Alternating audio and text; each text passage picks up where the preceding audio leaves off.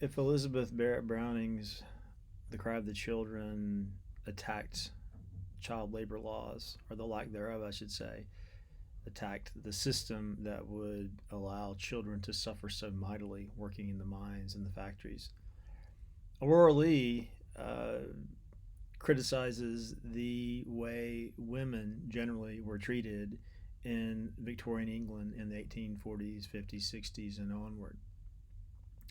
Again, as I said in my last lecture, the Victorian age was keenly preoccupied with social issues, largely because of historical developments such as industrialization, urbanization, um, growing population, science calling into question traditional principles of morality.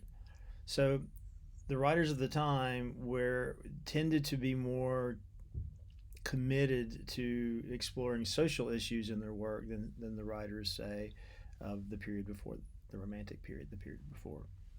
So Aurora Leigh explores what was known during the Victorian age as the woman's question, the question of what role should women play in society. Now, this question generally pertained to middle class women, and the mainstream thought was that the woman's place was in the home as a source of virtue and comfort. There were spheres in this world. There was the male sphere. This is what men do. They go out into the world, they make their way, they struggle, they conquer if they are diligent enough.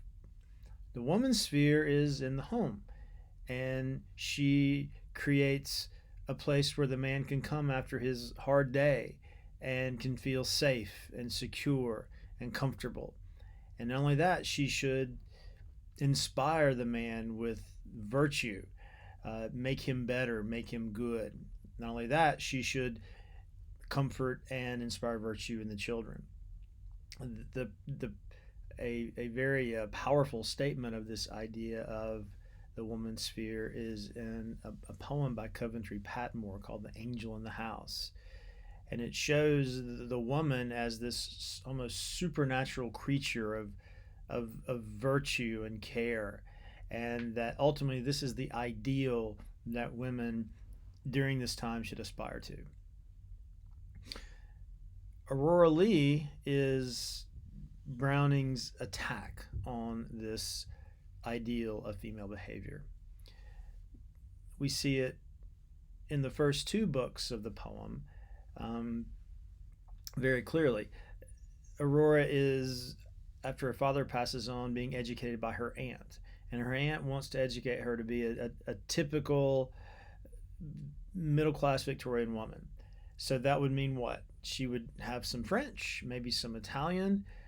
She would be able to sing, dance, perhaps play music, maybe do some needlework. Definitely be deep in tracts on piety. In other words, she would be equipped to be the angel in the house. And any education beyond this was seen as transgressive during the time, and certainly by the aunt of Aurora.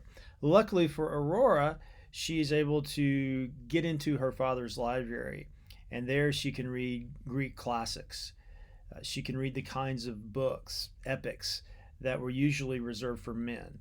So she's able to educate herself beyond the typical, rather shallow education for the mainstream middle class woman. Not only that, she often walks on the grounds of the estate and enjoys the natural world and starts thinking about the beauty of the natural world in a Wordsworthian sort of way. But this too allows her to escape the claustrophobia of the traditional female education.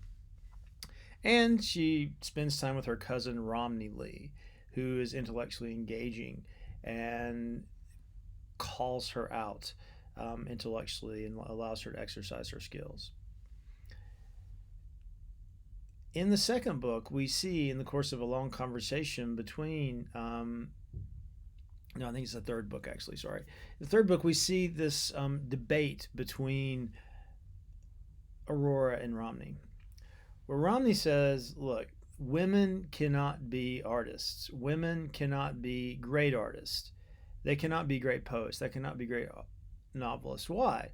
First of all, their hearts are weak. They're weaker than men, and therefore don't have the strength and stamina to see through a grand literary vision, artistic vision.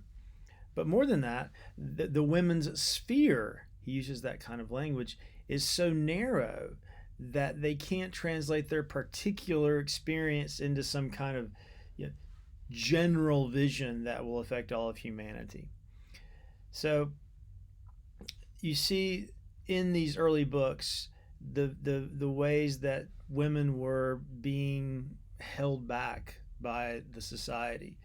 This is the kind of education you can have. It trains you to be a wife and a mother. Um, in the literary world, it's not expected that you can write great literature. In fact, there were many, of course, successful female novelists. It was thought that women could write novels because novels tended to be about the domestic world, tended to be about the everyday world, the superficial world. Whereas men, well, men would write poetry because they've learned their Latin and their Greek, and they've read their Homer, and they've read their Virgil, and they can write poems, epic poems. Note that Browning in Aurora Leigh writes a novel in verse. Interesting. She's writing an epic. It's a 9-book epic with Aurora Leigh as an epic hero. Not a traditional epic hero like Odysseus or Aeneas or Dante's Pilgrim, but a new kind of epic hero. A female epic hero, that's new. And what's she on a quest for? She's not so much on a quest to, you know, gain knowledge and power that will inform, an entire culture via strength and cunning, as we see in someone like Odysseus, but a heroism of conscience, of thought, of imagination.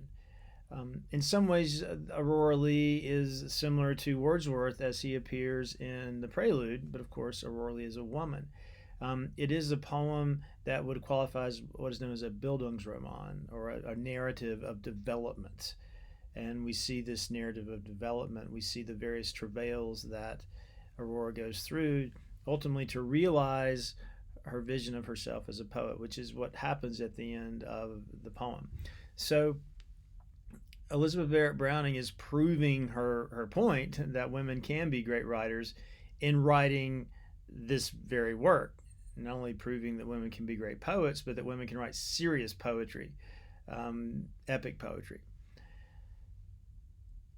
So the way that Browning pushes against these two strictures that I've described, educational stricture and just these kind of male the limitations males would put on aspiring female writers, the way that Browning pushes against these stereotypes, these limitations, one is in her own practice, as I've said, but two with the character of Aurora, who throughout the narrative is constantly overcoming limitations that are placed upon women. In one case, an old friend of hers, she finds out, has had a child out of wedlock because she was raped.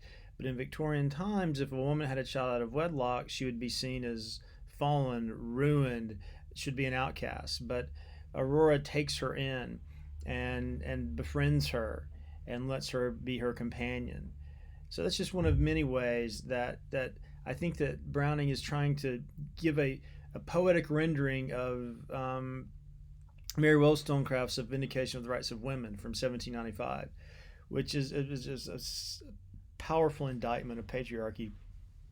And here we see Browning doing the same in Aurora Leigh. Ultimately, we see Aurora Leigh travel throughout the book. She's lived in Paris for a while. She ends up in Italy. And finally, she does end up as a successful poet. So the story does have a happy ending. But in what we see, and what we'll talk about tomorrow, are again not only the limitations that Aurora faces, but also the way that Aurora describes what poetry should do, and that's for another discussion. But it is noteworthy that she's clear that poetry should be doubly sighted. It should have a double vision. It should be able to see what's going on right now as if from far away. In other words, seeing what's going on, but with cognitive distance to gain perspective, and see what's far away in the future as if it's near. So it's a very interesting way to think about the way the poet sees.